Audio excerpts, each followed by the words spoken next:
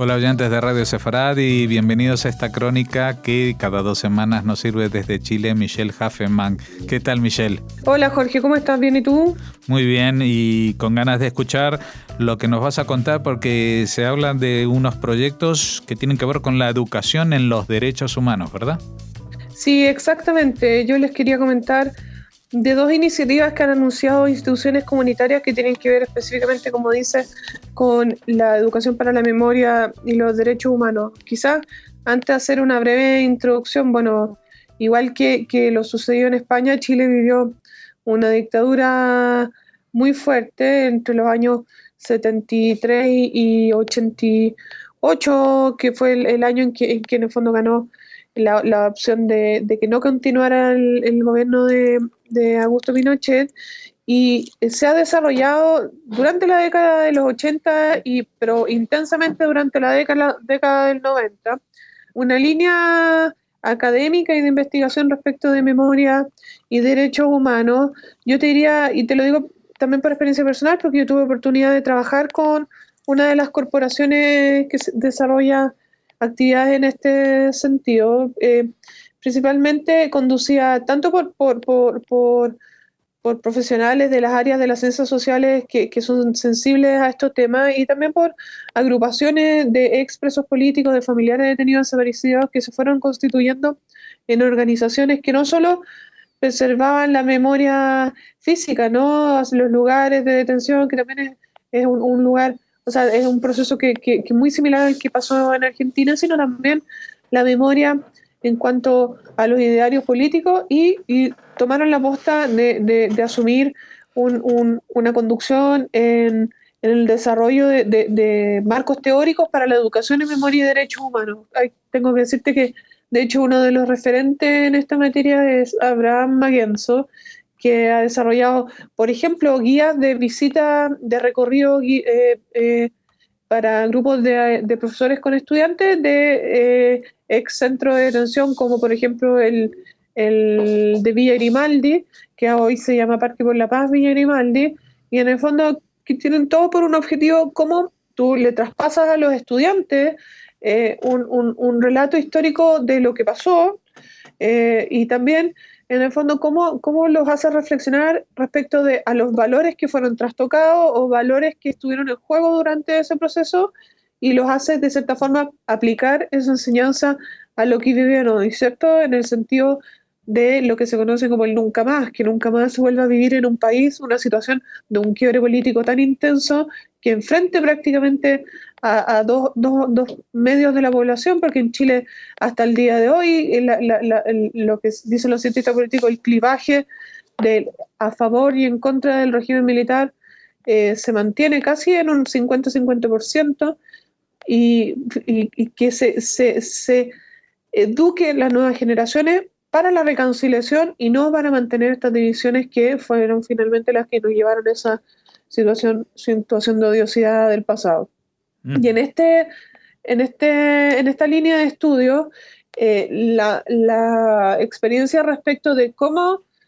luego de la Segunda Guerra Mundial se trabajó en la enseñanza de la Shoah es la base teórica finalmente para todo lo que se ha hecho en Latinoamérica, y me imagino que también lo tienen que haber visto ustedes similar en el caso de España. En el fondo, cómo tú le enseñas a estudiantes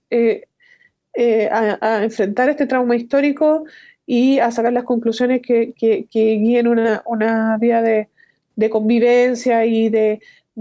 buena ciudadanía hacia el futuro. Ahora, según lo que dicen los organismos del Estado en Chile, desde los 90 específicamente se ha hecho un esfuerzo sostenido en incorporar contenidos de memoria y derechos humanos en el currículum escolar. Yo te lo digo por experiencia personal también. Yo era estudiante a comienzos de la década de los 90, y el tema, claro, gradualmente,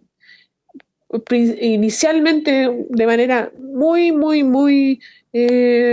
liviana, quizás con pocos contenidos que fueron siendo incorporados allá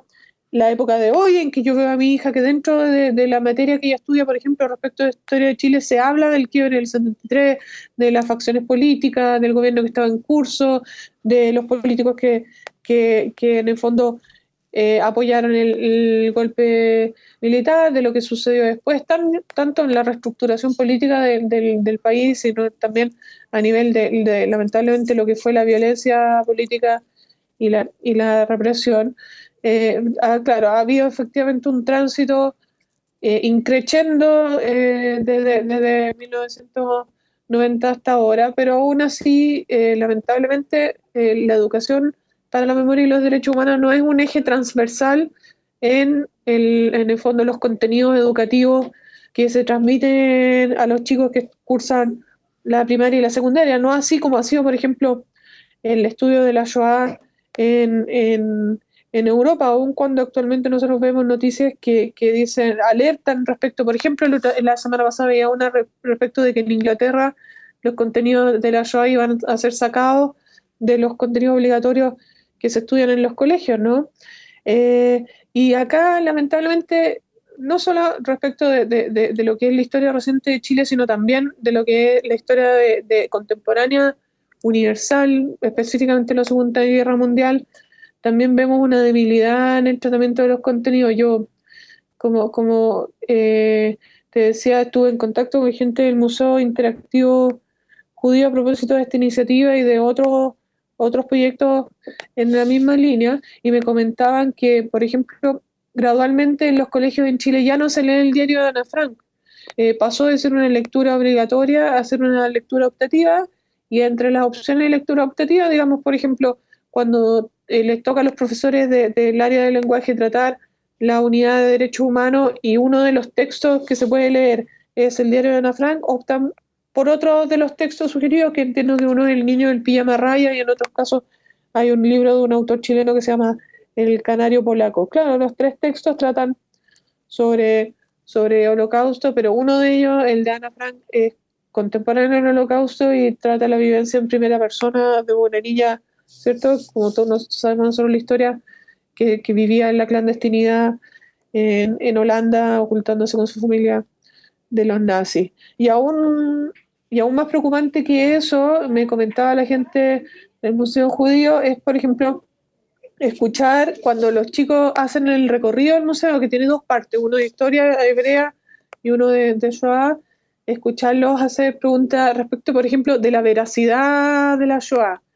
Si es que es verdad que fueron 6 millones de judíos muertos, si es que es verdad que en el fondo había los campos de concentración, que lamentablemente son argumentos negacionistas que se reproducen por internet y por medios sociales, en el fondo por medios virtuales, y que ante la ausencia en el fondo de contenidos de educación sobre la memoria de la Shoah y sobre derechos humanos, claro, penetran fácilmente en la gente. Las teorías conspirativas siempre tienen un muy buen éxito en la mente de las personas. Entonces, en este escenario, yo les quiero contar que con mucho optimismo podemos ver que hay instituciones comunitarias que han tomado la posta en este tema, y por una parte, Centro de Estudios Judaicos, que pertenece a la Universidad de Chile, que no solo es la universidad más antigua del país, como ya les he comentado, sino también la más prestigiosa a nivel internacional, estrena este año un diplomado de estudio sobre Holocausto y derechos humanos, y que está específicamente orientado tanto a docentes, pero más que nada a académicos y a investigadores del área de las ciencias sociales, no judíos, no solamente un público comunitario. Uh-huh. Y por su parte, el Museo Interactivo Judío ha realizado una alianza con el Museo de la Memoria y de los Derechos Humanos, que es la institución en Chile, es el museo de memoria estatal que existe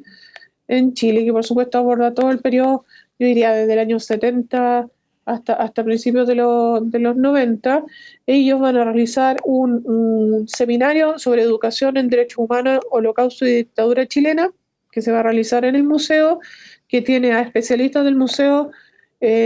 presentando charlas sobre Educación, Memoria y Derechos Humanos, y también a personal del museo y en específico presentando también no solo la experiencia del museo, sino también experiencias de otras organizaciones educativas de investigación y de extensión a nivel mundial, Museo del Holocausto de Washington, las instituciones sólidas que existen en Europa, sobre cómo se trabajan los contenidos de la Shoah, cómo se llevan a los contenidos, o sea, en el fondo al currículum educativo actual y cómo hacer finalmente que los niños logren sensibilizar con los valores que se transmiten en estos programas de educación y los logren incorporar y aplicarlos a su vida diaria, ¿no? En la no discriminación, en la tolerancia, en el cuidado y el resguardo de la democracia, etcétera. Uh-huh. Bueno, Michelle, ha sido una crónica muy importante porque estamos hablando de temas que, como decías tú, en un principio, después de la noche oscura, pues apenas se veía una lucecita al final del túnel, y ahora que estamos a plena luz del día parece que hay algunos nubarrones que parecen oscurecer y poner en duda otra vez la historia, ¿no? A pesar de todas las documentos, yo creo que no hay hecho histórico más documentado que la Shoah, y es el único que algunos historiadores se atreven a negar su existencia. Pues sí, muchas gracias. Muchas gracias por esta crónica y esperamos contar contigo nuevamente dentro de 2 semanas para que nos cuentes más historias acerca de la vida y la actualidad de los judíos en Chile. Bueno, muchas gracias a ustedes.